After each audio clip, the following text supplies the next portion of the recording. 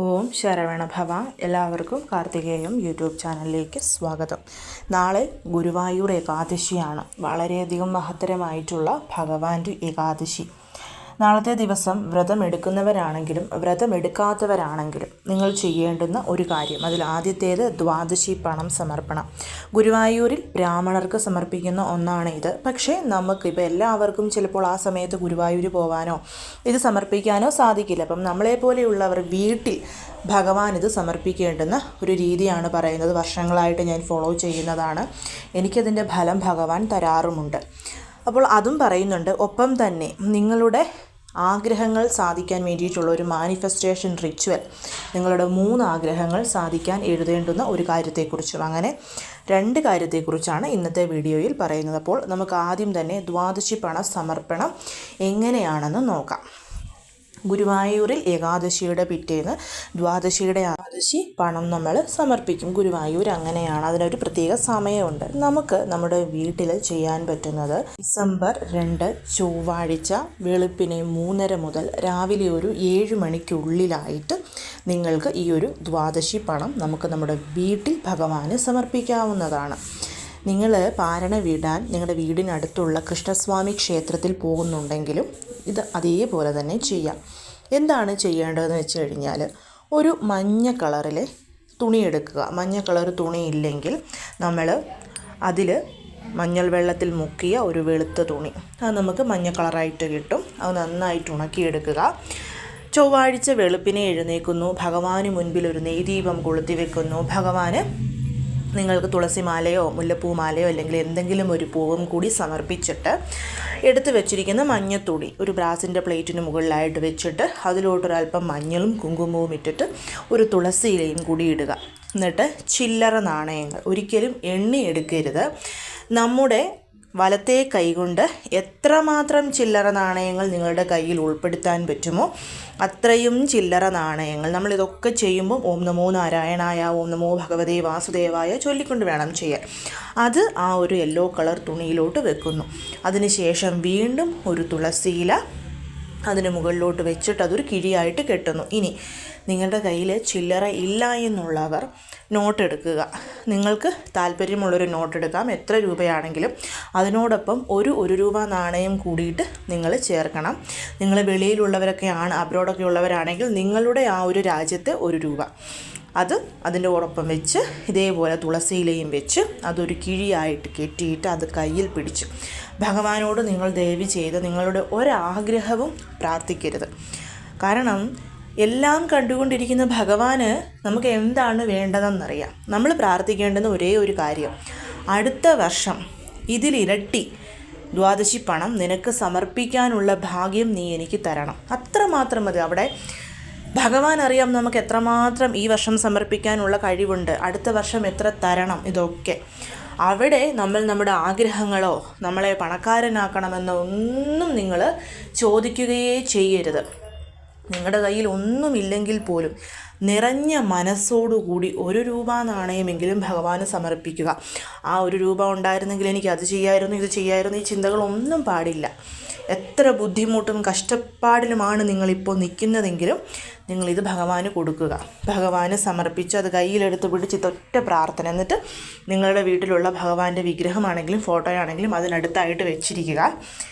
അതിനുശേഷം നിങ്ങൾ ഇപ്പം ഗുരുവായൂർ പോകാൻ പറ്റും നിങ്ങൾക്ക് ഈ ഒരു ഡിസംബർ മാസത്തിന് മുമ്പെന്നുണ്ടെങ്കിൽ ഗുരുവായൂർ പോകുമ്പോൾ അത് ആ കിഴി അതുപോലെ എടുത്ത് ഭഗവാൻ അവിടെ കൊണ്ട് സമർപ്പിക്കാം. അങ്ങനെ സാധിക്കില്ലെങ്കിൽ ഇപ്പോൾ അന്നത്തെ ദിവസം തന്നെ, അതായത് ദ്വാദശിയുടെ അന്ന് തന്നെ വീടിനടുത്തുള്ള വിഷ്ണുസ്വാമിയോ പെരുമാൾ ക്ഷേത്രമോ കൃഷ്ണസ്വാമി ക്ഷേത്രത്തിലോ ദർശനം നടത്താൻ പറ്റും എന്നുണ്ടെങ്കിൽ അവിടെ കൊണ്ടുപോയി ഭഗവാൻ ഇത് സമർപ്പിക്കാം. അങ്ങനെ അല്ലെങ്കിൽ ബ്രാഹ്മണർക്കാണെങ്കിലും ക്ഷേത്രത്തിലെ തിരുമേനിമാർ ബ്രാഹ്മണരാണെങ്കിൽ അവർക്കും ഇത് കൊടുക്കാവുന്നതാണ്. അതൊക്കെ നിങ്ങളുടെ താല്പര്യം. ഞാൻ എപ്പോഴും ചെയ്യുന്നത് ഇവിടെ ക്ഷേത്രത്തിൽ, ഞങ്ങളുടെ കൊച്ചു ഗുരുവായൂരപ്പന് ക്ഷേത്രത്തിലെ ഭണ്ഡാരത്തിൽ കൊണ്ടുപോയി ഇടുകയാണ് ചെയ്യുന്നത്. സോ ഈ ഒരു കാര്യം നിങ്ങളൊന്ന് ചെയ്തു നോക്കൂ. അടുത്ത വർഷം നിങ്ങൾക്കിതിൻ്റെ ഇരട്ടി സമർപ്പിക്കാനുള്ള ഭാഗ്യവും ആ ഒരു അവസരവും ഒക്കെ ഭഗവാൻ തരും. അതിനേക്കാട്ടിലും ഉപരി നിങ്ങളിത് നിറഞ്ഞ മനസ്സോടുകൂടി ചെയ്താൽ ഒരു സമയത്ത് നിങ്ങൾക്കിത് ഗുരുവായൂരിൽ നേരിട്ട് അന്നത്തെ ആ ദിവസം ചെയ്യാൻ പറ്റും. ഞാനിത് വർഷങ്ങളായിട്ട് ചെയ്യുന്നതാണ്. ഒരിക്കൽ മാത്രം ഭഗവാൻ എനിക്കതിനുള്ള ഭാഗ്യം തന്നു. അതായത് ഗുരുവായൂരിൽ എനിക്ക് 3 ദിവസം ദശമി, ദ്വാദശി, ഏകാദശി ഈ ദിവസങ്ങളിൽ വ്രതമായിട്ടിരിക്കാനും ആ ഒരു ദ്വാദശി പണം ഭഗവാൻ അന്ന് അവിടെ സമർപ്പിക്കാനും എനിക്ക് സാധിച്ചു. അതുകൊണ്ട് നമ്മൾ വിശ്വാസത്തോടു കൂടി ചെയ്താൽ ഒരു സമയത്ത് ഭഗവാൻ തന്നെ നേരിട്ട് നമ്മുടെ കയ്യിൽ നിന്ന് മേടിച്ചിരിക്കും. പിന്നെ ഗുരുവായൂരിൽ പോയില്ലെങ്കിൽ പ്രശ്നമാണോ? ഗുരുവായൂരിൽ പോയെങ്കിലേ ഏകാദശി വ്രതം എടുക്കാവോ? കുറച്ച് പേരൊക്കെ അങ്ങനെ കണ്ടു, അങ്ങനെ പറയുന്നത് കണ്ടു. ഗുരുവായൂരിൽ പോകാൻ പറ്റാത്തവർ ഇത് ചെയ്യണം എന്നൊക്കെ പറഞ്ഞിട്ട് ദയവ് ചെയ്ത് നിങ്ങൾ ആരും അങ്ങനെയൊന്നും ചിന്തിക്കരുത്. ഈ ലോകത്തുള്ള എല്ലാവരും ഗുരുവായൂർ ഏകാദശി വ്രതം എടുക്കുന്നവരാണ്. എല്ലാവർക്കും ഭഗവാനെ കാണാൻ അവിടെ പോകാൻ പറ്റില്ല. ഭഗവാൻ സർവ്വസ്വരൂപിയാണ്. നമ്മൾ എവിടെയുണ്ടോ അവിടെ ഭഗവാന്റെ സാന്നിധ്യമുണ്ടാകും. അല്ലാതെ ഗുരുവായൂരിൽ പോയില്ലെങ്കിൽ അതിന് പകരം ഇത് ചെയ്യണം എന്നൊന്നുമില്ല. നമ്മൾ വീട്ടിലിരുന്ന് മനസ്സറിഞ്ഞ് ഭഗവാനെ വിളിക്കുക, പ്രാർത്ഥിക്കുക. ബാക്കിയൊക്കെ ഭഗവാൻ നമുക്ക് തന്നുകൊള്ളും. ആ ഒരു വിശ്വാസമാണ് നിങ്ങൾക്ക് എല്ലാവർക്കും വേണ്ടത്. അപ്പോൾ എല്ലാവരും ഈ ഒരു ദ്വാദശി പണം സമർപ്പിക്കണം.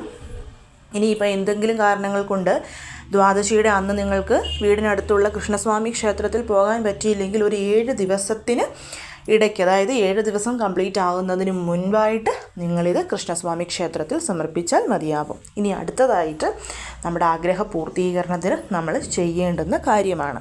ഏത് ഏകാദശി ആണെങ്കിലും ഹരിവാസര സമയമാണ് വളരെയധികം പവർഫുള്ളായിട്ടുള്ളത് നമുക്കറിയാം. അപ്പോൾ ഈ ഒരു ഏകാദശിയിൽ നിങ്ങൾ നാളെ ഡിസംബർ 1-ാം തീയതി തിങ്കളാഴ്ച വൈകിട്ട് 5:30-നും 7 മണിക്കും ആ ഒരു സമയത്തിനിടയ്ക്ക് വേണം ഈ ഒരു കാര്യം ചെയ്യാൻ.